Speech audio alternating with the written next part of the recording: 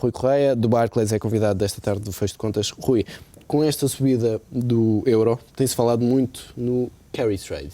Vamos tentar descodificar o que é o carry trade. Boa tarde. O carry trade é na prática, não tem uma tradução livre para português, o próprio nome, mas é uma operação que tem estado muito em voga nos últimos anos. Começou-se agora a falar um pouco do carry trade também para o euro, embora o efeito aqui seja um efeito limitado, mas o grande sucesso, entre aspas, do carry trade, eu considerando aqui uma moeda tipo, vou falar no Brasil, vou falar no real. O carry trade o que é? Investidores, e estamos aqui a falar normalmente em estratégias adotadas por hedge funds, por institucionais, ou seja, participantes de mercado que têm acesso a taxas de mercado, obtêm financiamento em taxas de mercado bastante baixas, de moedas que têm taxas de mercado muito baixas, tipicamente o dólar, obtêm esse financiamento normalmente a 3 a 6 meses, isto é o típico carry trade, depois já falo algumas variações curiosas, mas na prática obtêm financiamento a uma taxa de mercado baixa do dólar, com esses fundos obtidos vendem esse dólar, adquirindo em contrapartida uma moeda que tem uma taxa de juros bastante alta. Estamos a falar no Brasil, por exemplo, uma taxa de mercado do dólar cerca de menos de 0,5%, com uma taxa do real ao mesmo período de 6 meses à volta de 12%.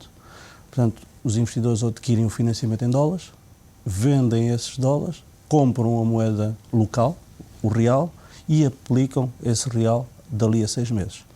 Isto tudo é muito engraçado, temos aqui um diferencial de juros de cerca de 11,5%, mas não há cobertura de risco cambial. E porquê? Ou seja, se houver uma alteração... uma desvalorização dessa moeda com taxa de juro alta, o diferencial de 11,5% pode ser diminuído ou até vir a tornar-se negativo. O que tem acontecido no Brasil, e por isso é que eu falo no Brasil, é que ainda por cima esse diferencial tem sido o diferencial de 10%, 11,5%, 15%, dependendo das taxas das duas moedas, mas ainda por cima o real tem-se valorizado. Portanto, quem tem apostado em carry trade no Brasil nos últimos anos tem ganho, peço desculpa ao termo, uma pipa de massa. Porque na prática tem ganho também com a valorização cambial do real. E essa, no caso do Brasil, é de facto uma preocupação do Banco Central, não é? Que tem tentado adotar medidas para travar estes movimentos. Sem grande sucesso. Ainda recentemente, e como diz, o Banco Central acabou por impor uma taxa para que os locais, os brasileiros, os residentes no Brasil, não tivessem acesso ou tivessem um pouco mais restringido o acesso a financiamentos em moeda estrangeira, para que eles também não tivessem ativamente a participar neste mercado, que na prática é um mercado especulativo. Não é um mercado de arbitragem, é um mercado puramente especulativo. Mas o que é verdade é que os grandes participantes neste mercado, porque há aqui uma condicionante muito importante, é preciso acesso a taxas de mercado, ou taxas muito perto do mercado.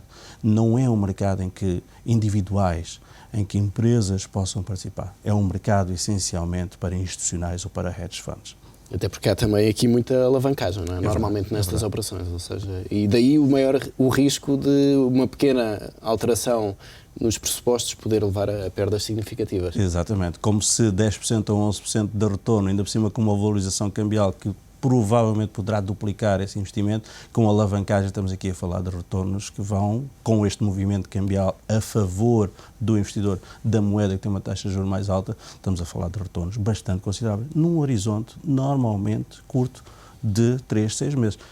E isto é falando apenas em financiamentos tradicionais e aplicações tradicionais de depósitos. Depois começamos a entrar no campo um bocadinho mais sofisticado, em que os investimentos já são, por exemplo, em obrigações de governos desses países ou obrigações de outras empresas, e por isso aí o potencial de rendimento... São esses carry trades alternativos de que falavas há pouco. Exatamente.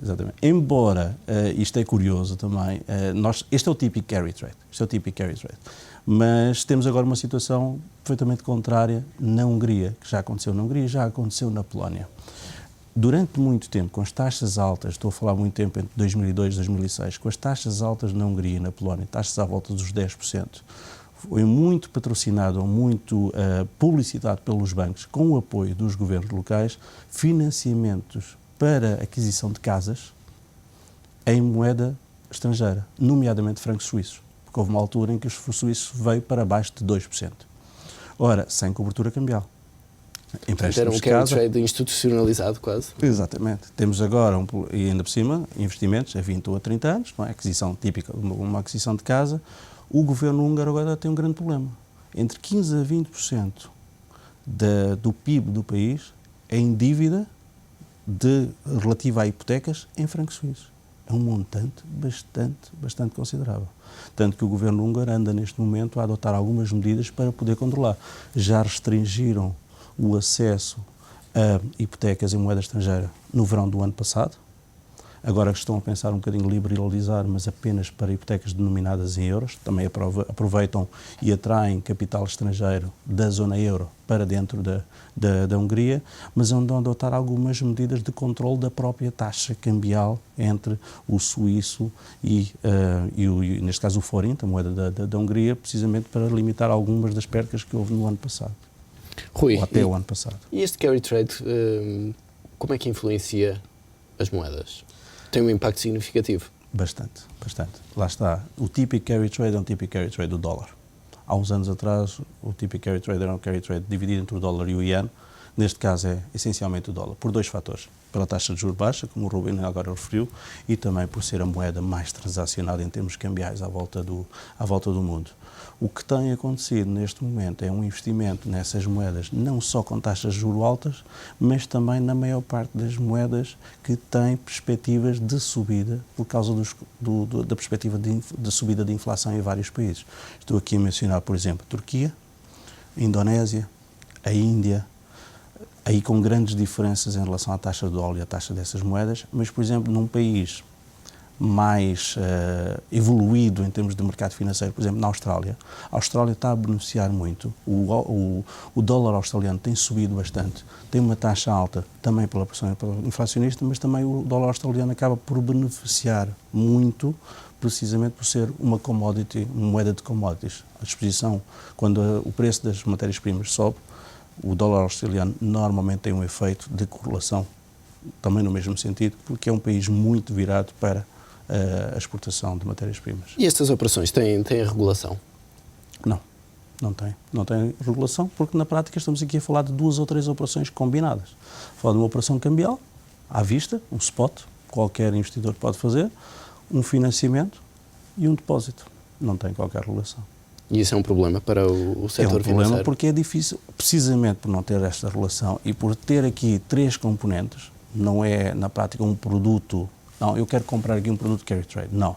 Há investidores que fazem isto, sim senhora, depois vendem os fundos, quem tem essas estratégias lá incluídas, mas na prática acaba por ser um problema porque é muito difícil controlar este tipo de movimentos. E tem sido o problema, e buscando aquela questão que o Rubén referiu há pouco, tem sido um problema para certos e determinados países, porque através do carry trade tem havido subidas não controladas da própria moeda. E no caso dos Estados Unidos, depois do discurso de Ben Bernanke ontem, é de esperar que o carry trade no dólar continue? A perspectiva, se calhar, é essa, porque realmente, com a perspectiva de que as taxas dos Estados Unidos vão manter baixas e, sendo esta, lá está, como referi antes, a moeda mais transacionada a nível mundial, talvez o caminho para o carry trade é continuar ou mesmo acelerar, também pela perspectiva das outras moedas em que o carry trade neste momento providencia ou dá valores bastante altos em termos do diferencial da taxa de juros. Rui, obrigado pela presença neste Fecho de Contas.